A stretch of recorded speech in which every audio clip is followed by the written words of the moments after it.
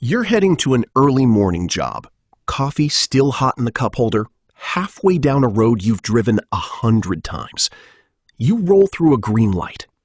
Blue and red flash behind you. You pull over. Officer walks up, leans into your window, and says, "Go ahead and hand me your keys."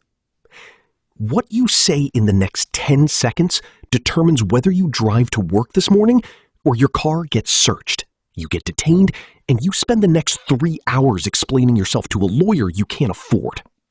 That's not fear-mongering. That is the documented outcome for people who get this wrong. Here's what you're getting today. 1. The exact word-for-word phrase that protects you in all 50 states. 2. The Supreme Court case law that already puts the law on your side. 3. The follow-up move officers are trained to pull when the keys request doesn't work, and exactly what to say when it happens. Stay until the end.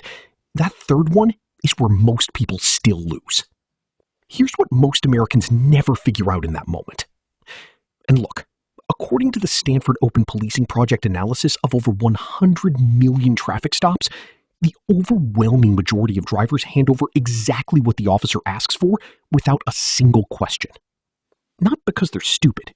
Because nobody ever told them what that request actually is legally, and what it costs them the second they comply.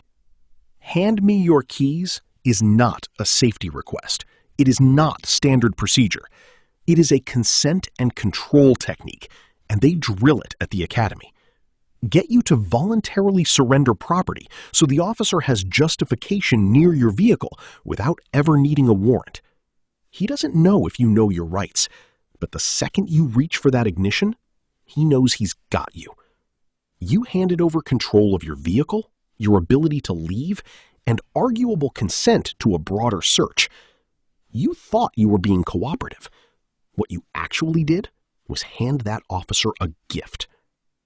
But here's where it gets interesting, because the law is entirely on your side, and that officer is counting on you not knowing it. No officer can compel you to surrender personal property without a warrant or a lawful arrest. In Arizona versus Gant, the Supreme Court ruled officers cannot search a vehicle incident to a stop unless the driver is actually being arrested. Not just stopped, arrested. In Rodriguez versus United States, the court went further. Officers cannot extend a traffic stop, even by a single minute beyond its original purpose, without independent reasonable suspicion.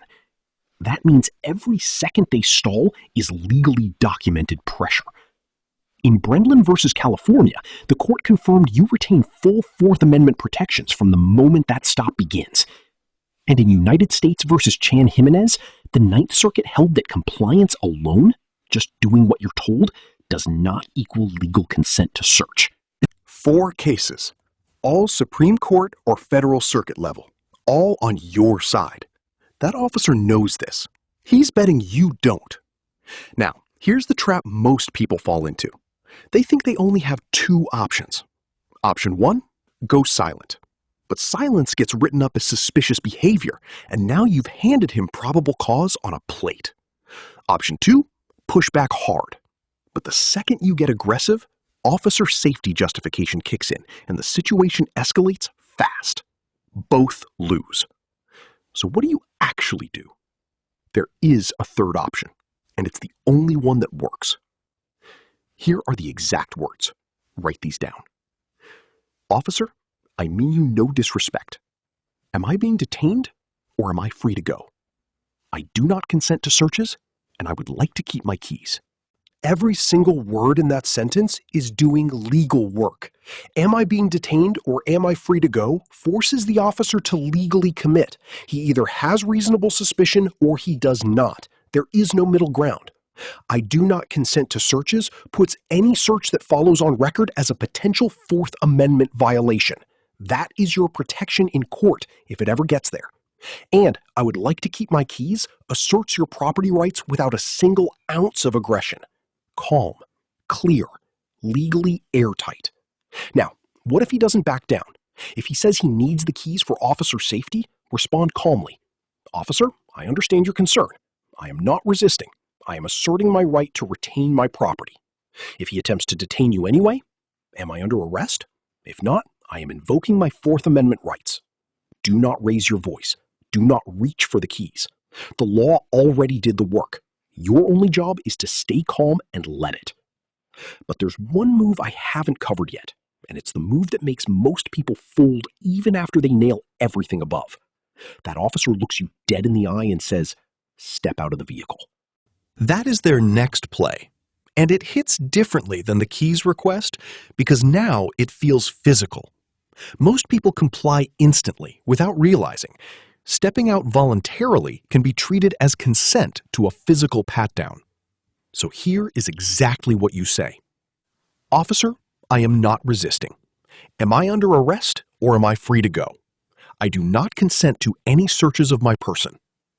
Same structure, same legal foundation.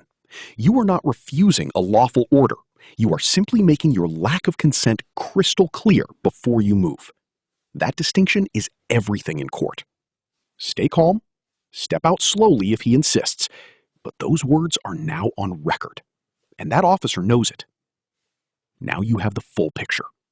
The keys request, the legal cases behind why you're protected, the exact phrases for every move he makes after.